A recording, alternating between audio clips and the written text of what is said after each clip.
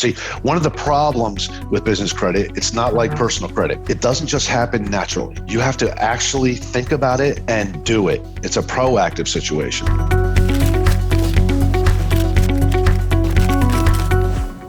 Hey everybody, and welcome to Creating Success Out of Failure. I am here with my friend, Stephen Wible. He is a very, very seasoned real estate investor, and he happens to know a thing or two about business credit. So I figured this is the perfect guest to have on. And in my dealings with Stephen, it was kind of funny. We found out that we live probably 3 miles away from each other. That's it. Yeah. So Stephen, tell us a little bit about you and your background and what you're doing in real estate, and then we'll get into the business credit side of things. You got it. My name's Steve Wible, actually. Wible. So I'm so sorry. It happens. No big deal. I'm originally out of New Jersey. I'm down here, obviously, in Tampa, in the Tampa area. I grew up in the manufacturing world. I learned the printing industry from the time I was literally 10 years old. My father was in it. His father was in it. So in that world, credit is of utmost importance because you're always giving terms to your customers. So you need to get terms from your suppliers, right? Absolutely. You've got to have the cash flow to manage the business, especially growing. It's funny. People worry about going out of business when the business is slow. I think it's more concerning when the business is growing because you've got to finance that business, right? You got to somehow finance that growth. So I learned a little bit about business credit then. I built a fairly decent sized company, big enough to be able to sell. My partner and I sold, and I was sitting in my brother's kitchen saying, I don't know what to do. I'm in my late 20s, early 30s. Now what do I do? Right? And he said, well, I bought a couple of houses and rented them out. Maybe you ought to consider doing that. I said, well, let me see. And he broke it all down for me. And I said, okay, let's go ahead and turn this into an assembly line. And we ended up doing 300 of them. Oh, wow. And we did it in a year. Multifamily, single family? All single family. I had it down pat. I knew exactly what it would cost me to rehab a house. If I just walked in 13 seconds, I knew exactly what it cost. Because every house I bought was roughly the same size. They were row homes in the Northeast, same size kitchens roughly. It was just easy. So anyhow, did really well with that. Used business credit, leveraged business credit to be able to grow it so quickly. Didn't want to mess with my personal credit and took, like I said, over to 300. And in addition, also one of the top RE/MAX agents, actually just became one of the top real estate agents. And then ironically found you and started talking about business credit. And now I find myself talking about business credit more than anything else. Yeah. So anyway, that's kind of how I got where I got. Nice. Let me ask you a question. How do you buy the properties with business credit? Well, you don't. Because that's a big misnomer. So I think the better question is let's define business credit first and then understand how it relates to literally any business. Okay. So business credit is credit that your company can get without being tied to you personally. Okay. So again, credit that goes to the company, not to you personally. And that's going to come in all types of forms. Some of them are net 30 accounts. And for those of you who don't know what net 30 means, that just means that you buy something from them, like going on Amazon, buying something from Amazon, they ship it to you, then they send you an invoice, you have 30 days to pay it. That's called net 30. And there's net 7, net 14, net 30, net 60, net 90. That's what's out there. So you can get that credit pretty easily. That's right out of the gate. And then from there, you're going to get high limit store credit like Amazon or Home Depot, Lowe's. Keep in mind, I'm saying Home Depot and Lowe's for a reason. Yeah. You can get pretty much credit at any major store. At one time, JCPenney's was great for business credit. If you needed anything for your office, unfortunately, they're going away. They're going away the dodo bird. But it doesn't matter. They get replaced. Walmart doesn't matter. Matter of fact, speaking of Walmart, did you know, Jonathan, that Walmart's entire business plan is based on business credit? Everything they sell, they haven't paid for yet, right? Amazon did a better job. They don't even buy it. They just let the supplier supply it, and they just do a little markup in between. But in Walmart's business plan, they actually get the suppliers to give them the product and give them long terms, 60, 90, 120-day terms. And then they put it on the shelf, they sell it retail, and then they pay for it when the terms come due. So smaller companies are actually financing a bigger company. I like to reverse that. So when I was flipping properties, when I was rehabbing my properties, I liked Home Depot to finance my rehab. I wanted them to give me terms so I could buy the supplies, and then I would use one of my corporate credit cards to pay my contractor. So I never really put any money out of my pocket. I used hard money. I used private money to buy the properties, and they would usually escrow the construction to make sure that you did it. So you had to front that money. I didn't want to do that. So once they saw the property was rehabbed, they would release that escrow. Let's say it was 30 grand. I would take that 30 grand instead of paying off Home Depot and the American Express or whatever card I used. I put it 10,000 down on 3 more properties. But I'd put that house up for sale immediately and usually sell within a week. So I'd end up paying it off within terms. But now I've already got 3 more under construction. And that's how I scaled it. What people don't realize is you're going to get, like I said, what is business credit? You can get it with stores, you can get gas cards, you can get vehicles. This always shocks people. You can buy a car without a personal guarantee.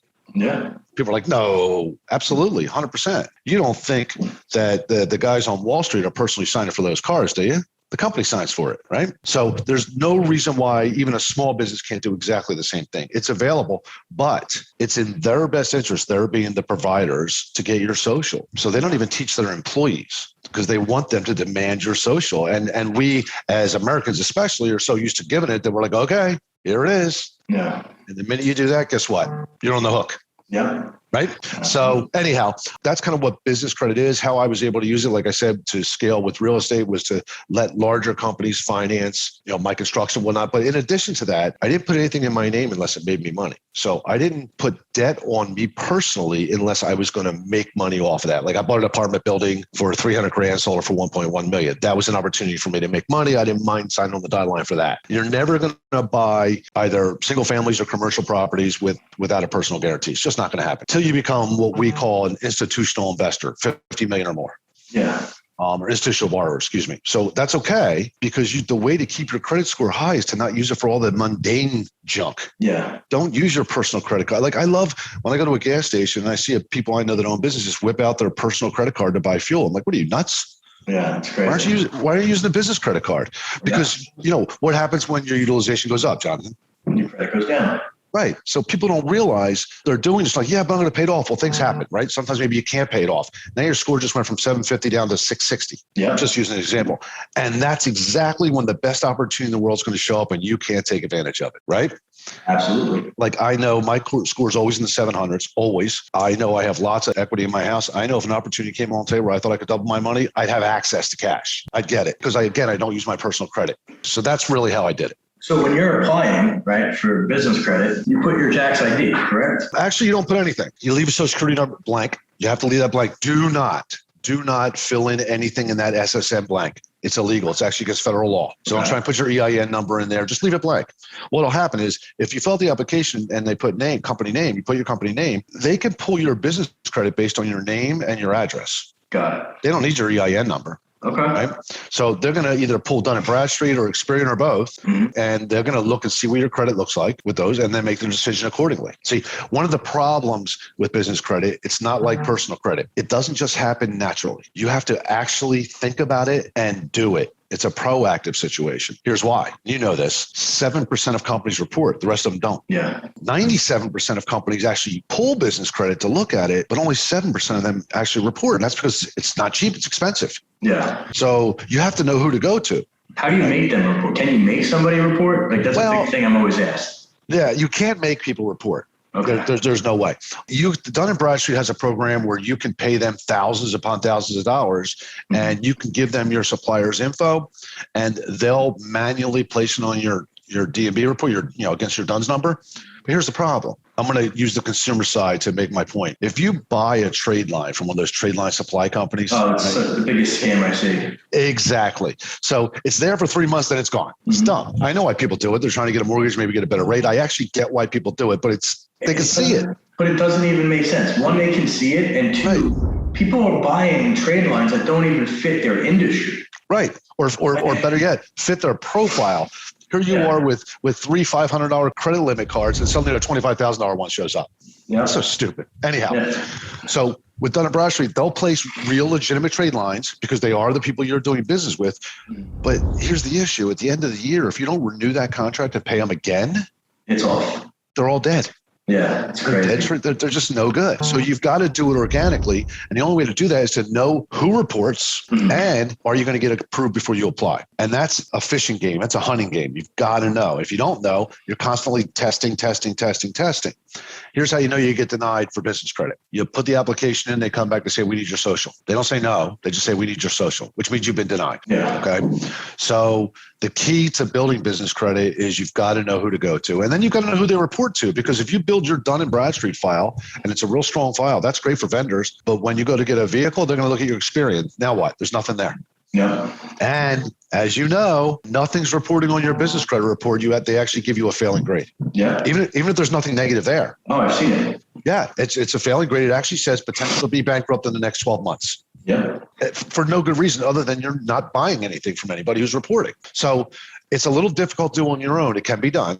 I've done it, but it takes a long time. I know you have a system where it's like under 12 months you could build a profile. Yeah, typically 6 months. So I love that, because even as much as I know about this, if I wanted to start a company today and build my business credit, I would call you, be like, dude, I need access to your system, just because it's so much easier. Absolutely. Right? And it's getting done the right way. Well, and the thing of it is, it changes all the time, right? I'm gonna give away some information that I know. Quill, for example, we've all heard of Quill, Quill.com. Mm-hmm. They give business credit to startup companies, or they did. And they're like a little mini Amazon. You can buy office supplies, paper towels, doesn't matter. You can buy anything there. Mm-hmm. Printers, inkjet. So they give you credit and they report. Problem was last year, they stopped giving it to starter companies who had no business credit. But here's what they do. They're smart. Buy from us 5 times and then we'll approve you. Well, you got to spend $50, $50, $50, $50, $50. Yeah. Right. Well, had you had the knowledge to know that the reason they're doing that is you don't have 3 trade lines reporting yet, you got to get 3 trade lines. Then you go to Quill. You wouldn't have had to spend $50, $50, $50, $50, right? So that's what happened last year during COVID. They actually went ahead and moved into what we call tier 2. And then they stopped reporting completely. Some genius at Quill decided, hey, let's save some money. Let's just stop reporting. What do you think happened to our sales? Plummeted. Whoever made the decision should have been fired or at least apologized, right? They literally stopped reporting for months. Just stopped. Yeah. Now, here's the problem. People like me who know about Quill, now I know about what happened, but let's say I didn't know that it happened. If I didn't know about your system and your team, I would have known that, right? Yeah. So I would have just gone to Quill because I knew that they gave business credit. I would have been buying for months and months and months and months from them and nothing happening. Mm-hmm. So my point is, you've got to be up to speed on this. It changes constantly. It's a moving target. So that's what's great about what you guys do. You guys have the whole team of researchers who are always updating it. I think that's awesome. Yeah. As a matter of fact, when I built my business credit for real estate, I bought Ford trucks, F-150s. Okay. I had 5 of them. I really wasn't a big Ford fan. That wasn't my thing. I was more into foreign cars, whatever. But they were the only ones I could get business credit from. Yeah. Well, guess what? Now, and you know this, now there's multiple. I'm not going to give away the store, but there's multiple manufacturers that will give you business credit. And more importantly, there's one company that finances all vehicles that'll give you business credit. So that's what I mean by it's ever changing. And that's what's great about your team. You guys keep up to date on that. So if ever I have a question, even though I'm sitting here talking about it like the expert, I'm going to be like, yo, Jonathan, what's happening here? Yeah. And that's what I love about it. And what's really great about it, and this is the most under talked about part of business credit from all the people out there teaching it. Once you've built your business credit profile, it's kind of like building up an 800 credit score. Yeah. What happened? I know you have good credit. I know I have good credit. When I go out to my mailbox today, what do you think I'm going to find in my mailbox? And every day, 100 letters for financing. Yes, every single day. I'm like, come on, they're just in the trash. They don't stop. Never stops. I'm like, where were you when I was a 500 credit score?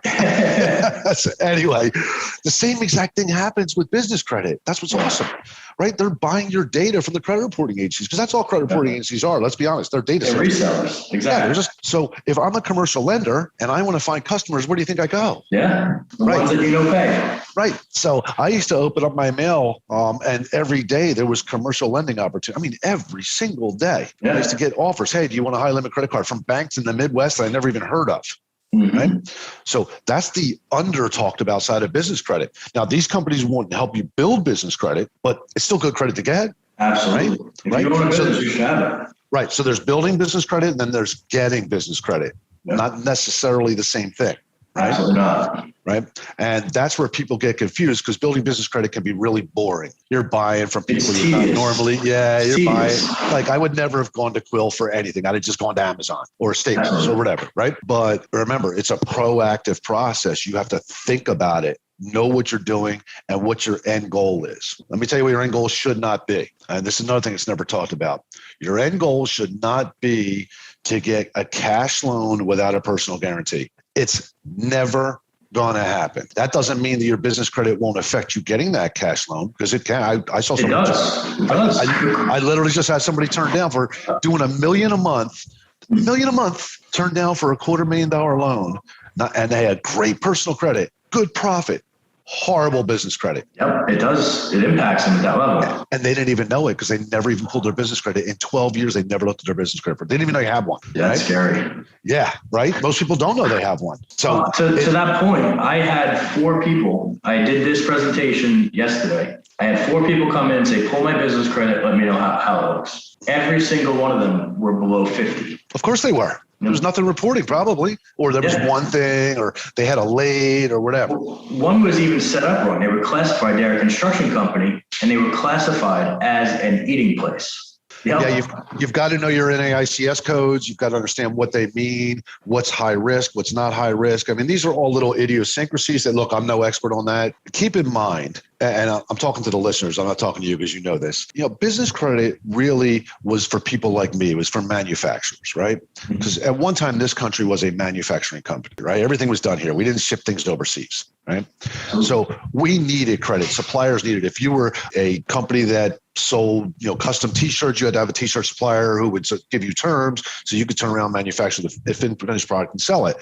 Print it, you name it, whatever the manufacturing was. Matter of fact, Domino's entire process, they were smart. I'm familiar with their process because I used to do printing for them. They had to have, obviously, think about the vendors they needed. They needed tomatoes, they needed dairy farms, they needed, think about all the things they needed, right? They got rid, including printing, and lots of it. Like I printed millions of dollars for them. They were smart. They decided to buy up every one of their suppliers. So they gave themselves terms. Yeah.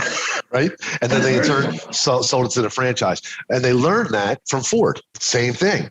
Yeah. Ford decided they needed credit to build these vehicles, right? From their steel suppliers, they ended up buying all the pieces in between. That's why you'll hear, there's Ford retailers, but then there's Ford marketing, Ford manufacturing, there's all different divisions. Mm-hmm. They sell to each other, right? Yeah. They give each other credit. That's business credit. That's your business getting credit from this business. And then you're in turn giving credit to another business. But in the small business world, our world, that can come from retail stores. I mean, people really don't think about it. Think about a truck driver. And I talk to them all the time. I mean, they're whipping out their personal credit cards to buy fuel. What do you think they're spending every month? Oh, God. Could you imagine what their credit scores must look like? Oh, I know what they look like because they come and apply for lines of credit and equipment financing. I know exactly what they look like. Right. And here's the worst part. I've seen them where they go 750, 625, 675, 590. I'm like, it's because they're maxing their cards out. Yep. They could have 100% pay history too. Yep. The DTI exactly. Every time. And that's why I spend a lot of time talking to truckers, independent truckers, because really, look, they're in their vehicles all the time. A lot of them are owner operators.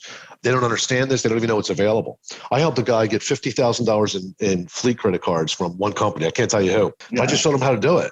Yeah. I knew how many trade lines he needed to get to it. And so I said, look, just go to this company, this company, this company, this company, and then apply there, see what happens. $50,000, and it was revolving.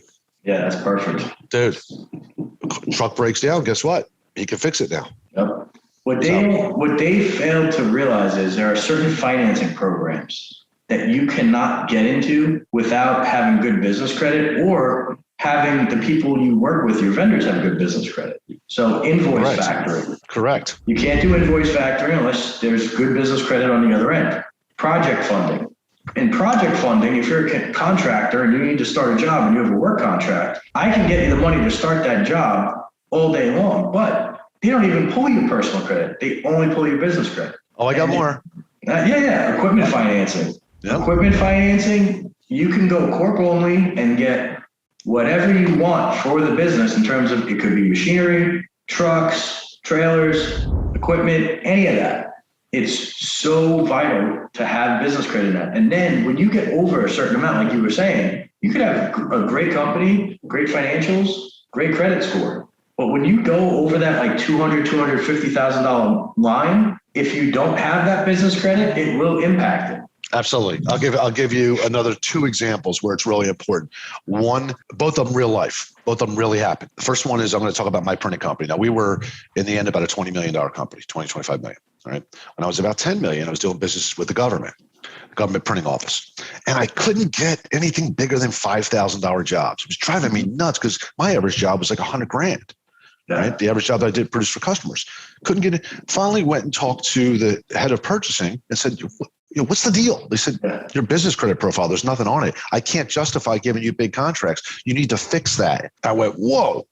That's my first exposure. I knew what business credit was, but I didn't realize if things weren't reporting, and I had millions of dollars in business credit at that point from vendors, but they didn't report. Right? So I had to fix that quickly. It's funny. 6 months later, I'm getting $100,000 jobs. I'm getting $200,000 jobs. Matter of fact, I ended up getting the UN as a customer out of it, the United Nations, and I'm printing their books for them. So there's one example. I'll back that up. I'm sorry to cut you off, but that's all right. After my presentation, someone reached out right away, like in the chat, they were reaching out as I'm speaking about this, and he's a contractor. And he just got $1 million job from one of the municipalities. And he goes, I need you to pull this right away. If it's not an 80, I'm going to be in big trouble because you need a business credit score of 80 or better to work for the municipality. I pulled it. It was a 60. That was the best one I saw. And now we're working with him. He should be signing Monday to get that boosted up.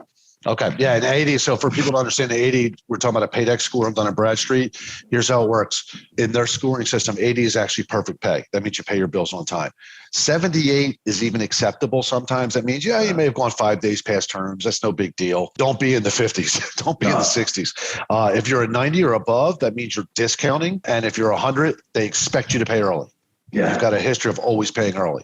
But when you're building your business credit, you don't want to do that because if you pay too quickly, it looks like a cash transaction and it doesn't report. So anyway, that's one example. Let me give you a second example of a highly successful company with tremendous personal credit. They applied for an SBA Express, $50,000 SBA Express. Yeah. Good profit, been in business 5-6 years, 780 credit score, legitimate 780 credit score, not, authorized users. I mean, this guy was good, right? Got denied. Yeah. So I'm talking to me, so what the hell happened? I said, what's your business credit score look like? What are you talking about? I said, all right, let's look.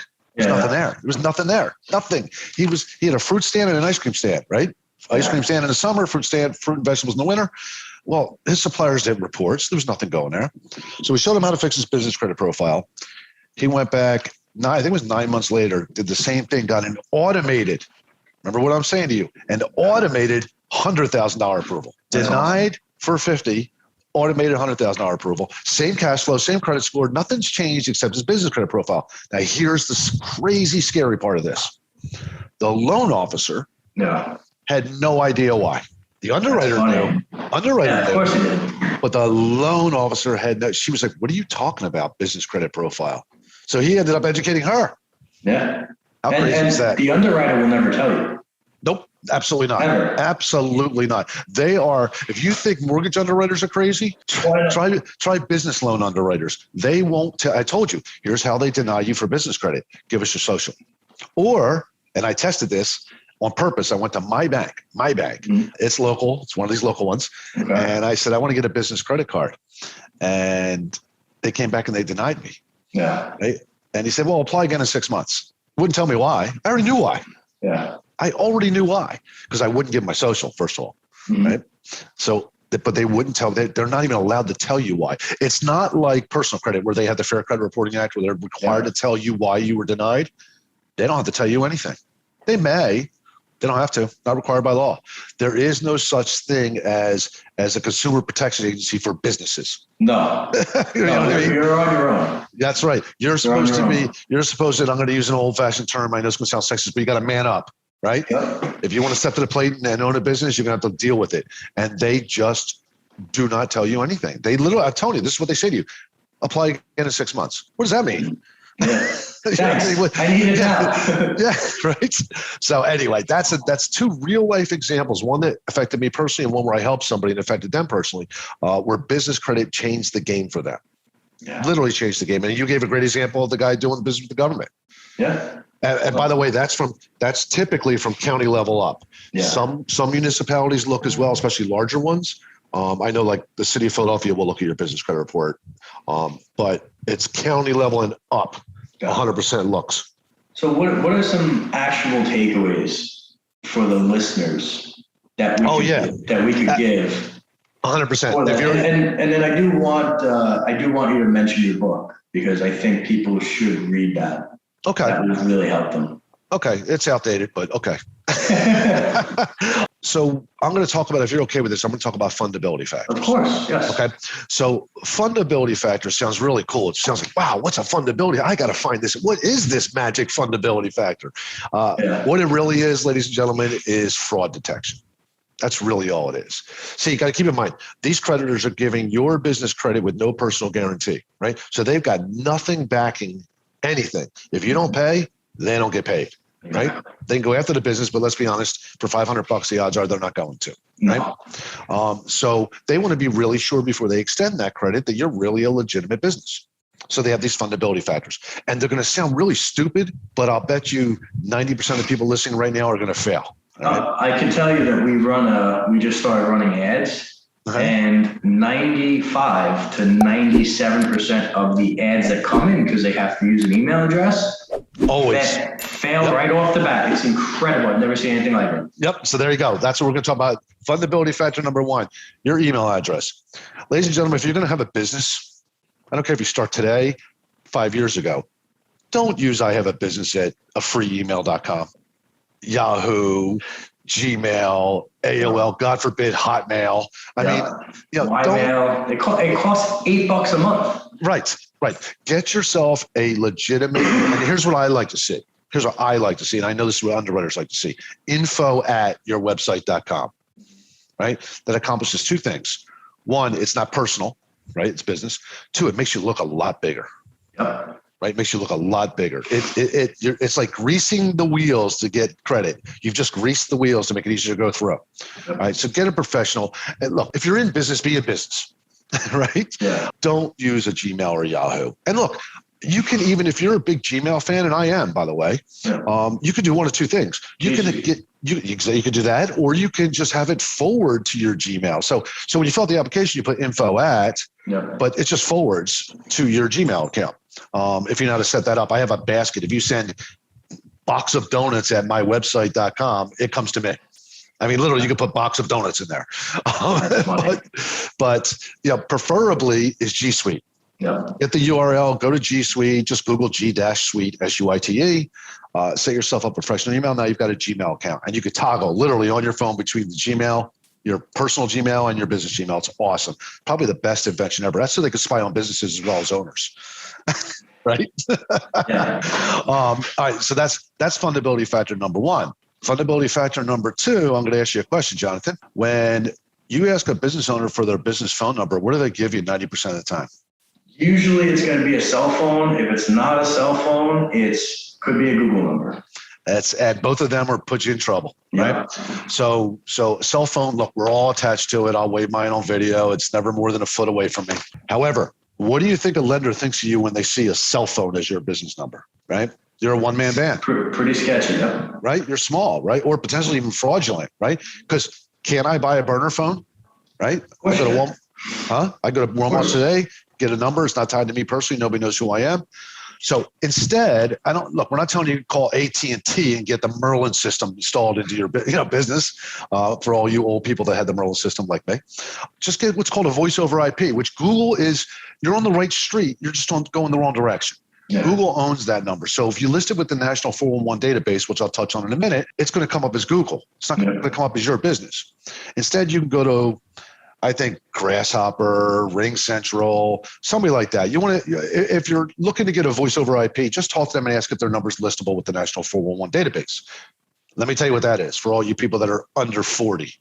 Back in my day, if I needed to get a pizza, I picked up the phone on the wall and dialed 411, right? Or better yet, I wanted a national company. Let's say I wanted to call AT&T, right? Corporate. I dialed 1-800-555-1212, right? And that's the National 411 database. They would give me AT&T's number, and then they would connect me. All right? That database still exists today, still around, all right? But you can't list a cell phone. It's got to be a real phone number. So if you're not listed there, probably 30 to 40% of the people I know who report check that database to see if you're really in business. You're not there. What do you think they say? Absolutely. No way. No, they don't say no way. Give me your social. Yeah, give me a social. That's right. So you've got to get listed in the National 411 database. Matter of fact, don't you guys do that for people for free? We do. It's included in your system, right? Okay, absolutely. Cool. So you got to get that phone number and you got to get listed. You can talk to Jonathan about that. That's fundability factor number 2. Number 3, biggie here. There are 3 legitimate business addresses to lenders and creditors. 3. The first one's going to be obviously commercial, right? Commercial building. It's your commercial building. You either lease it or you own it, but it's yours. If I Google Earth it, I go up, there it is. There's your building with your sign on it. That's an A. That's an A+. B is a virtual office. Now, there's a lot of confusion out there right now about what a virtual office is. It is not a P.O. box. It is not a Staples box. It is not a UPS store. It is typically a high-rise building, usually glass, right? When you'll know it. Here's how you're going to know it. If you talk to a company and they say they're a virtual address, ask them for the address they're going to give you. Say, okay, great. I'm thinking about doing this. What address would you assign me roughly, right? Give me the main address. Go to Google Earth or Google Maps, type in the address, go down to street level and look at it. If it looks like a retail store, it's a P.O. box. Yeah. Okay. There's a company called iPostal that they may have some virtual offices, but they tell everybody they're all virtual offices and they're not. They're P.O. boxes. And here's the problem. When a lender looks that address up and sees that, what's their first instinct? Give me your social. It's fraud. It's fraud, baby. Yeah, it's fraud, right? So think about it. I'm an expert at business credit. I could build a profile pretty quick. I use a cell phone. I use a Gmail address. I use a P.O. box. You're never going to find me, right? Yeah. I'm going to build up a bunch of credit. I'm not going to burn the first vendors, but I'm going to burn those end ones. Yeah. Right? I get that high limit credit at Home Depot or a vehicle, right? Mm-hmm. And then I disappear. Take the car, change the VIN, right? Wait 6 to 12 months, and you are going to see so many different news stories break about all the EIDL transactions. Oh, so yeah. We did them legitimately. I can tell you that I monitor on social media who is actually in our space. All of a sudden, you had all of these people that have never done any type of business lending telling them they will charge them $5,000 or $10,000 to put the application through. They knew exactly how to fill it out online. And because I would say the first month or so, the SBA didn't have a process. There's so much bad debt and fraud debt out there right now that hasn't come due yet. Once that comes due, it's going to be headline news. Oh, it is 100%. It's just like the old mortgage days when they were giving mortgages to anybody who had a oxygen level. Yeah, it was crazy. So anyway, so the address is really important. The third passing address is your home. And look, where are we both at right now? Home. Right? We're at home. That's not abnormal today. So don't be embarrassed to have your address. Just keep this in mind. They will Google Earth. Yep. So if you don't want to see, if you live in a trailer or something, you know what I mean, down by the creek, and you don't want people to know where you live because you're presenting yourself as a billionaire, you might want to get a virtual address. But it also has to match too. 100%. If you move, that new address has to be listed. I'm in the process right now of since I moved from New York, having everything switched over. It's got to be matched on Google. It's got to match on every single database, because if there are hits, and there will be hits, they will find it. There's discrepancies. That's a fail. Correct. You've got to make sure the IRS is updated, Secretary of State's updated. Like you said, Google, your website. People forget to update their website, right? Yeah. Dun & Bradstreet, you've got to reach out to them. You've got to update.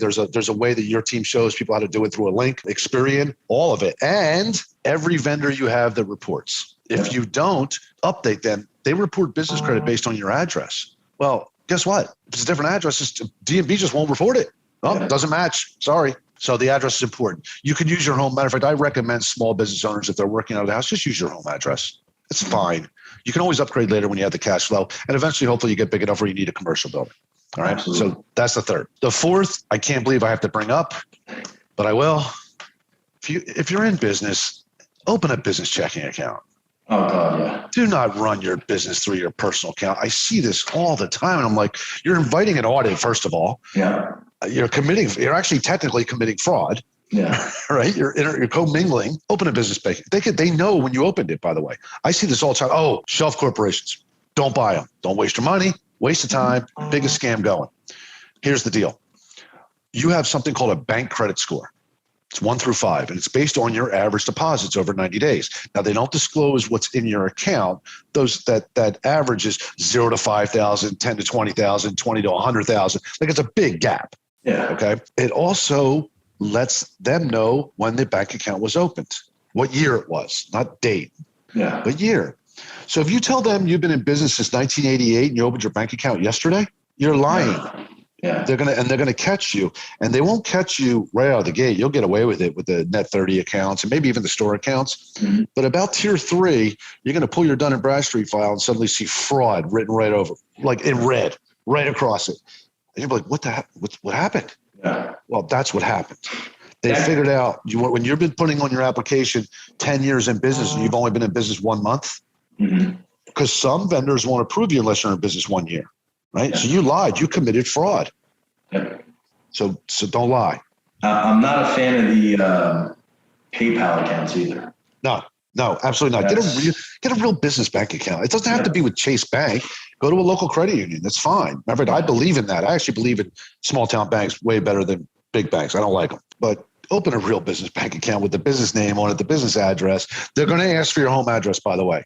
They're going to ask for your home address. If you don't have a commercial building, right? If you use a virtual address, a bank will not accept that as an address. Yeah. They're going to want your home address, but there's a way around that. You open the bank account, wait about 3 months, go in and update the address. That's all you do, right? So you have one as a mailing address, one is, the address on the checks, and the one that's actual mailing address will be to your home. All right. So the address. Third is the DUNS number. All right. This is where people get all jacked up. First of all, if you're in business over a year, the odds are you have a DUNS number and you don't know it. Real simple to find out. Go to DNB. That's David Nancy Boy, Delta Nancy Bravo.com. Search, look up, do DUNS number lookup, put your name in, put the state you're in, hit search. Now, when I say put your name in, put the business name exactly as the Secretary of State has it. So if you're not sure, go to your Secretary of State's website, do business search. It's free. Every state has it. Copy and then paste in the Dun & Bradstreet thing. Hit search. It'll probably find you, right? If you're over a year, you're going to have a number. Right there's a link that says email DUNS number. You just click it. Get an email of your DUNS number. If you have to update the information, there's another link. You can click that. It's really simple. If you don't have a DUNS number, if nothing pops up, it'll say, do you want to apply for your DUNS number? You do. Apply immediately. It's free. For the people in the cheap seats, it's free. You don't have to buy anything from them. They're going to try and sell you. Remember, they delay the number for about 30 days. That gives their telemarketers time to call you and sell you something. And they're going to start at the $2,000 package. Actually, there's $12,000 package, but they're going to start at the $2,000 in most cases. And then they're going to work their way down to $495. And here's what the $495 is. We'll verify your information is true. What information? Well, that you're the owner and that you're located at this address and you're located at this business phone number and this email. Yeah. How are you going to do that? Well, we're going to ask you and you're going to tell us. Well, I'm telling you now. Yeah. Why am I paying $500? It's stupid. So don't do it. No. Get your free number. And trust me, you're going to get it. They're required by law to give it to you. Yeah. It's issued to every business internationally. Yeah. It's an international number. Okay. Get your DUNS number. You need it. You must have it. You're going to get one anyway when you hit a year, but why wait? Because some companies require you have that DUNS number before you even apply to get credit. Yep. There's your 5 main fundability factors. There are 144 minor ones, but these are the ones that most business owners can control and quickly fix. So there's your free value. Absolutely. I love it. And what about your book, Stephen? Oh, Business Credit, the Step-by-Step Guide? Yep. Jeez, everybody should own it. Yeah. Wrote it a couple of years ago. Here's the thing. Remember we discussed that business credit's an ever moving target. Yep. And so I wrote it. I released it around Thanksgiving. It took me a couple of months to put it together. And by January, the information was bad already. Oh, wow. Now, not the main information, understanding business credit, the fundability factors, that doesn't change, right? Yeah. But some of the people that I told you to go to and get approved don't even exist, or they're gone, or they don't report. But if you want to just know the overall how business credit works, you'll get a really good understanding. I get lots of people calling me. I get invited on podcasts because they're like, read your book, man, you got to talk about this. It's a game changer. And it really is. And this isn't a sales pitch, ladies and gentlemen. I got nothing to sell. This is a game changer, and 99% of the business owners don't use it. Yeah. And then the number one complaint I hear is, man, I don't have enough credit. Really? Yeah. Well, yeah, you don't have enough credit. You never even occurred to you. You wrote your business plan, and in your business plan was, I got to sell this, and here's how I'm going to produce it. Here's my back end, and you never thought about funding your growth. You never thought about it. So if you're unsure, now I am going to plug you. Now reach out to Jonathan. He's got a way to show you. It's a game changer. Awesome. Well, Stephen, thank you so much for your time. I appreciate you coming on here. Oh, man, my pleasure. And we have to get together next week, early in the week. So, well, I got to ask, did you get one of the new construction houses, or is it a former, pre-built? In other words, a resale? No, I bought it from somebody. You did? Okay. Did it come with a pool? Yes. Perfect. I'm coming to your house. Come on over. And I got an outside bar. Oh, dude, I'm there. My house I bought because it was newer. It was only less than 5 years old, and just for the size, the price. I don't want to go into that, but it didn't have a pool. Right? And I was like, that's all right. I'll just put a pool in. Man, I called in April, it was 50 grand. When I called back in June, it was 125,000. I said, you know what? Take your pool and shove it. I'm done. I'm out. And I'm going to wait. I'm like, these people are lunatics because we have so many people moving here. Yeah. And they all want pools. Well, I'm not going to pay double and triple for a pool just because you want one too. I had to park my boat in St. Pete. Yeah, I know. I could have told you where to park closer. I know a closer place with better fishing, by the way. Okay, I'm gonna call you after this then. You got it. But yeah, definitely, man. I'll bring the wife over and we'll, let's do it. Hang out. All right, Jonathan, I appreciate it. Thank you, guys. If you got something out of this, and I know every single one of you did, because we just gave you the blueprint, please share this episode and give us a 5-star review. Thank you, and we'll catch you on the next one.